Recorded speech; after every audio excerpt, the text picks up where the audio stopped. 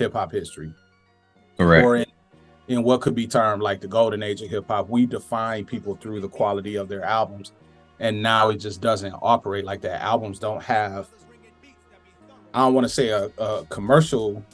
Obviously, it doesn't fit into the commercial model, but at this point, from a critical standpoint, it's not even, it's not really even focused upon like it should be.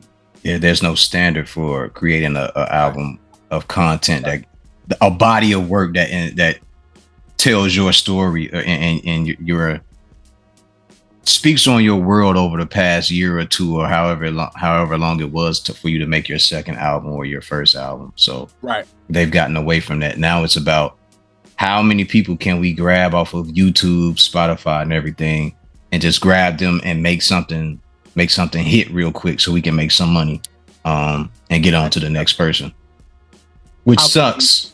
Yeah, right. How can we play into the algorithmic elements Yes. of how people are engaging with media to be able to do it? I mean, no disrespect, but people talk down on Sexy Red and this, that, and third, but it was a perfect storm. Mm-hmm. It's controversial. Mm-hmm. You know, when she came out and she said her booty hole was brown, you know, it fit exactly what the algorithm desires. Like, it's controversial, it's crazy. The beat sounded like everything else that was around at that time. It's a perfect situation. Yeah. It's not my cup of tea. It's definitely not my cup of tea. But I see it for what it is. I'm not mad. I'm not mad at all either. I think I am disappointed because this is the stuff that they continue to market, but it's what they've been marketing. They don't go for anything else. And because we aren't in control of our culture and our medium of music, they're able to just take it and do what they want anyway. Rock and roll, blues, jazz, all these different forms of art that we've created, they've taken them and they've desecrated them and broke them down to whatever they feel should be done with it. Especially hip hop, which was a social economic form of art for us. It was representing our current situation and where we were and the things that were going on in our neighborhood. And now you look at it, you see where it is, and you go, "Oh, okay." Well, you know what I think? I think that black music has always captured the conscience of its people throughout African American history. Mm-hmm. So we took elements of what I guess could be termed classical gospel or classical hymns and things of that nature, and we turned it into what we now know as gospel. Mm-hmm. We took jazz, we created jazz and the improvisational elements within jazz.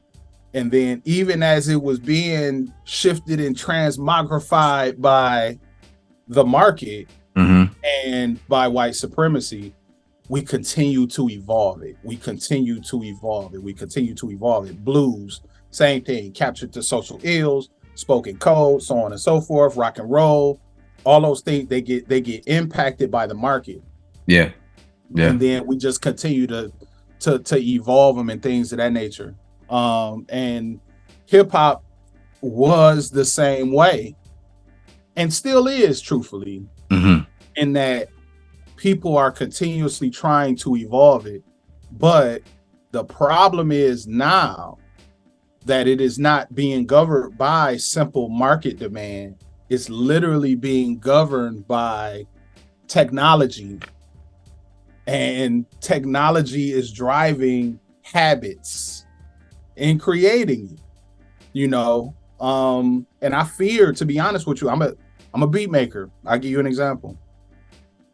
I have the ability at this point, even when you take a J Dilla and a No ID and all the great producers, there was a limitation. We could sample any record, but there was a limitation in that if we wanted to sample a part from a record, we had to sample everything in that part, correct, to make the beat out of it. And we could filter it, you know, we could filter all the high frequencies out and try to, you know, maybe get the voices out or something like that.